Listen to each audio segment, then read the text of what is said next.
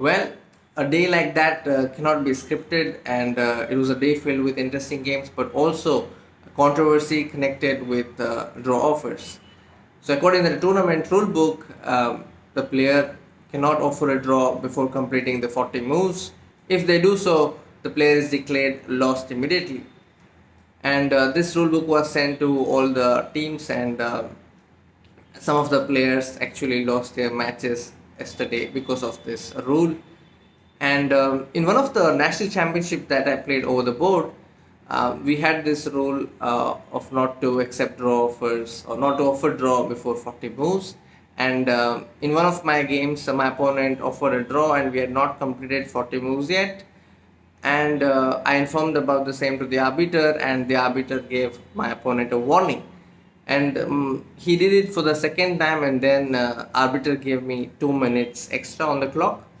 But in this particular event, the rule was such that the players declared lost immediately, and accordingly, three players lost their games. Before we go into the specific games, let's take a look at the results.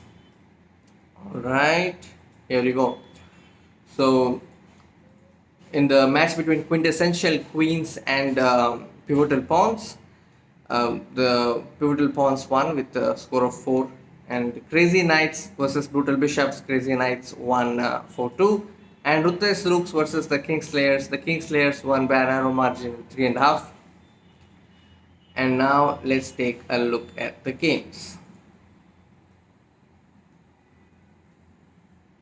All right, so first I have the game between Abdul Malik Zansaya and Tanya Sestev. And in this game, after Queen A5, Bishop B7 was a novelty. And if you go to this moment after A5, Black actually has a winning position. But Black has to find this move, Rook H F8. The point is to include the Rook into the game. And if A takes B6 in this position, there is E takes F3, and having the Rook on F8 helps because then there is a Bishop F3 followed by Rook E1.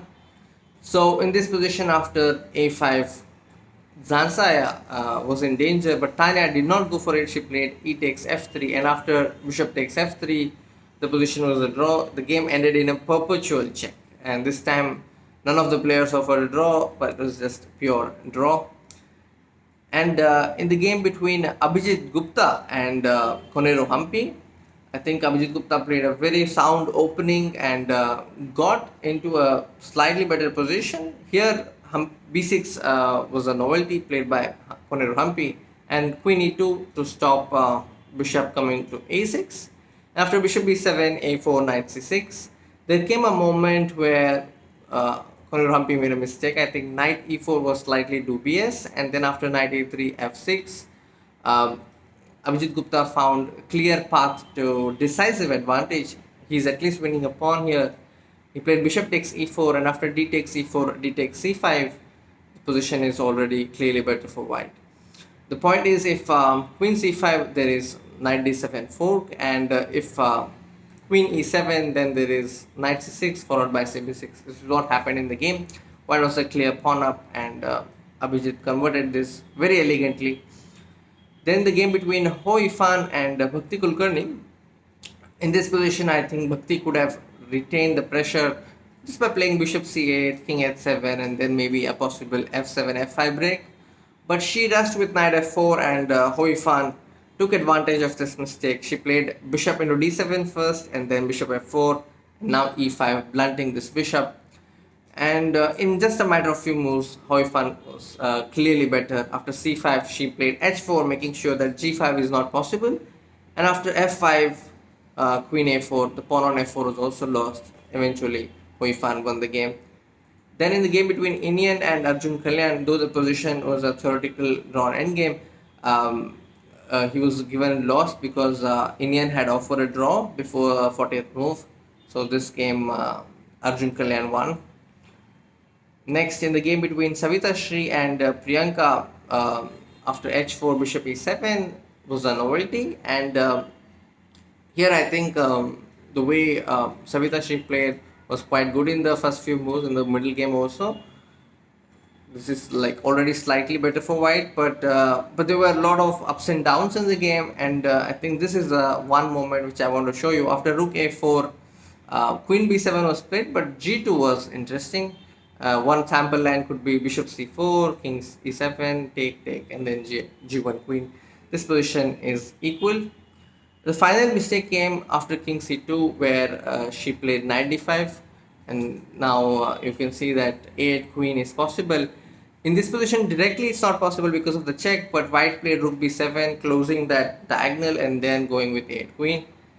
But queen c6 followed by king g6 was a way to go for a draw. This would have been one way to repeat the moves, but after knight d5, white won the game very convincingly as black got into a mating net. Alright, now let's go to the next one. In the game between Aryan Chopra and Ronak, again the same rule was implemented. Ronak offered a draw, like after repeating twice, and his opponent accepted. But Black actually cannot offer a draw according to the rule because they've not completed 40 moves. So according to that rule, Ronak Sadhwani was based on that rule. Ronak Sadhwani was declared lost. Then we have the game between Kostyanyuk Alexandra and Marianne Gooms, and in this game, I think after h takes g4, she played rook e6, but maybe g6 was a good possibility. Also, there's a nice tactical shot here which ensures that black has a draw, and that is knight takes g4. The point is, if bishop g4, there is rook takes f5 and knight check, a draw by perpetual.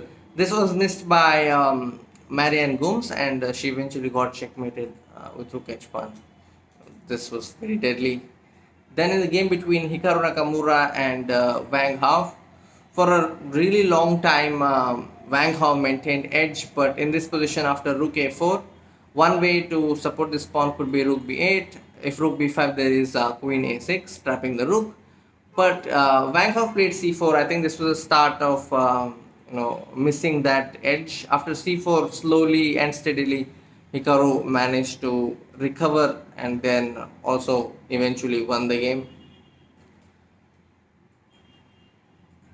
Then in the game between Vidit and Sasikiran, in this game, objectively the position is equal after bishop e5, rook e5, queen b2, which Vidit played. The point is that if black plays rook e8, there is knight takes a6, and in this position Sasikiran decided to give away the pawn with d4, and after knight b7, queen b7, queen d4, the position is very equal.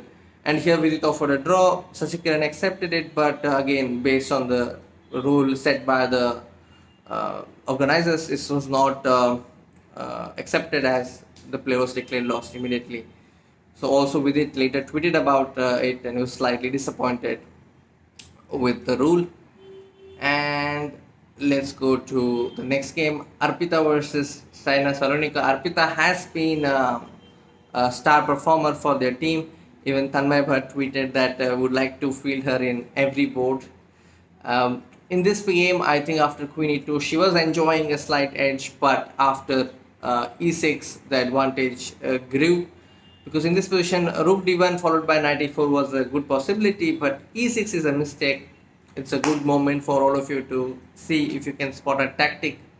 In this position, white has rook takes d8 followed by knight takes f7, and if king f7, there is queen e6 and bishop f6. Let me just show you that. And after knight f7, knight d6, rook e7, the fork ended the game. Next, we have the game between Anna Muzichuk and Nana Zagnidze. Here, Anna Muzichuk went for bishop a4. This is also a very interesting line.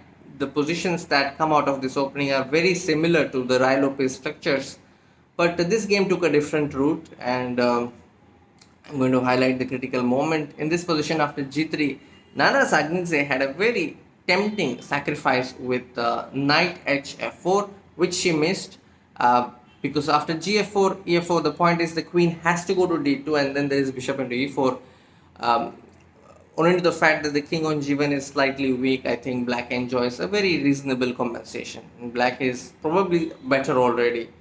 But this was not what happened. After g3, Nana Zagnidze played king g7, and after knight c3 and bc, she came back into the game. And in this position, after rook b8, again rook into b8 was essential, but she played queen b8, and after queen c5, rook b1, white was better, and she won the game. Next, we have the game between Raja Harshit and D Gukesh. In this game, Raja Harshit was heavily winning. You see this nice tactic with the 96. Point is, after queen e2, there is a discovered check with 97, and then rook e2. But this was like very close to a win.